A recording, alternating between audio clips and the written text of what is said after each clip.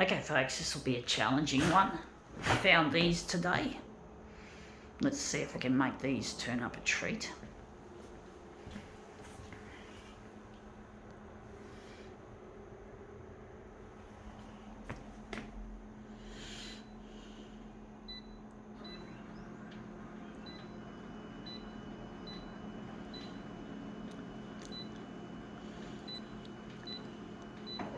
I think we'll make these 200.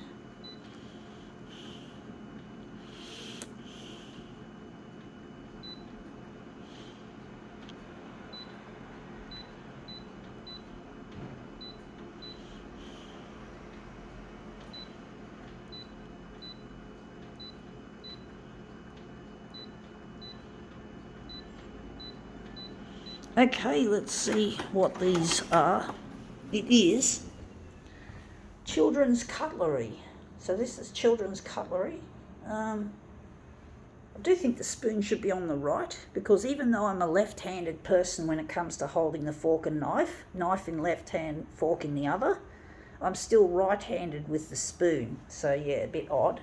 So we're just going to get a bit closer and just show you some of these cute little motifs on the handles, which is children's little motifs. Okay, enough of that. We're just going to quickly make sure we don't lose our settings. We're going to put them on the glass in this kind of order. But basically, yeah, I'm a lefty when it comes to holding the fork and knife. I do a lot of things left-handed, actually. But I do most things right-handed, strangely enough. I do most things right-handed and quite a few things left-handed. I don't know why, folks, why it's like that. But it's really quite uncommon, almost rare, to hold a fork and knife as a lefty, because even most lefties use the fork and knife as the right-handed method, using the right-handed method of holding the, yeah. So I'm going to have to reduce that a little bit because that knife is just up there. Just going to make it a bit smaller, but basically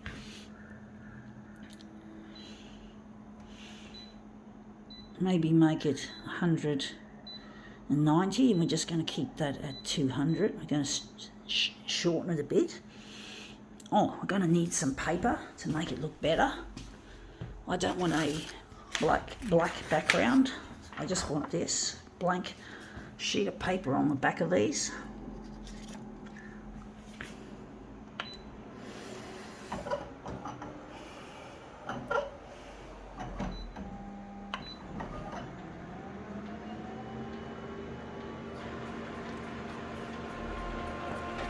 My parents tried to stop me from eating in that fashion, and it was really difficult because I couldn't, of course, holding the fork in my left hand was really clumsy, especially with peas rolling off the prongs of the fork.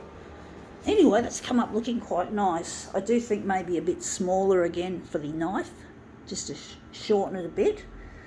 But basically I just couldn't change my way of holding the fork and the knife. I just couldn't, even though my parents were actively discouraging me from eating left-handed, because it's traditional, you know, because it's normal.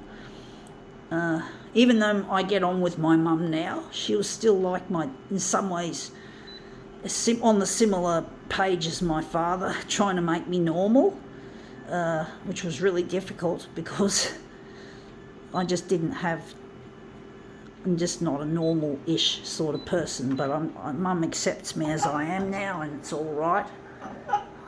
All's pretty much forgiven.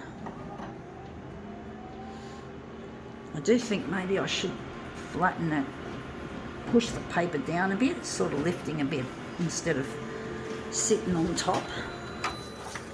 Yeah, that looks better. Now we've got the knife just sitting below. Now we're going to make this into something more interesting than just that. Or maybe we could do something different. We can, maybe it doesn't matter if,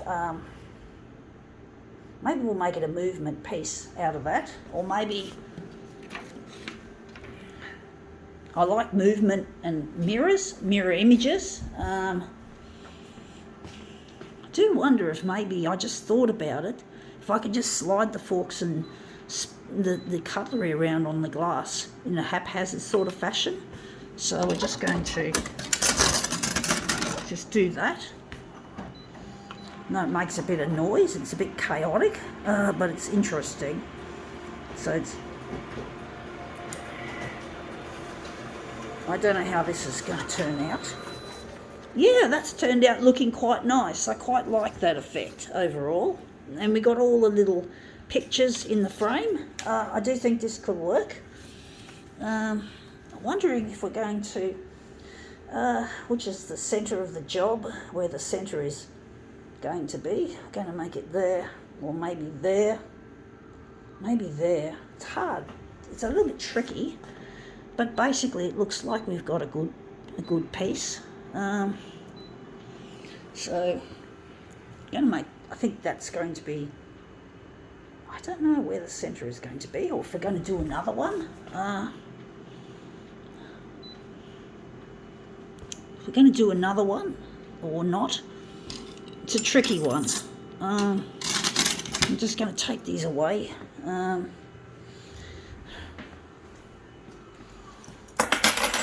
I like it and I don't. I don't like these vertical bits. I don't know how it's going to look, folks. So I'm just going to enlarge. It didn't even beep. That's the strange thing.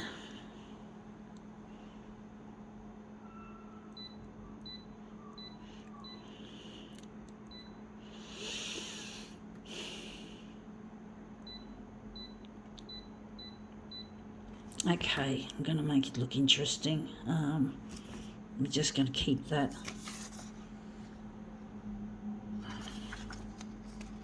So we want to enlarge some of that off.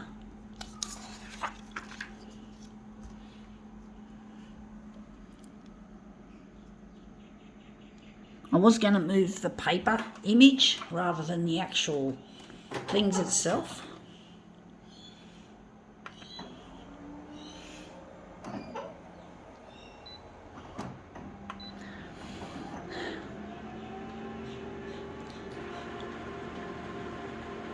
I've chosen some really challenging ones for today's demo set,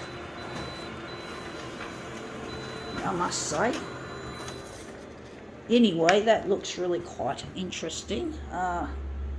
We've got it up there now. I think that's probably as far as we're going to make it.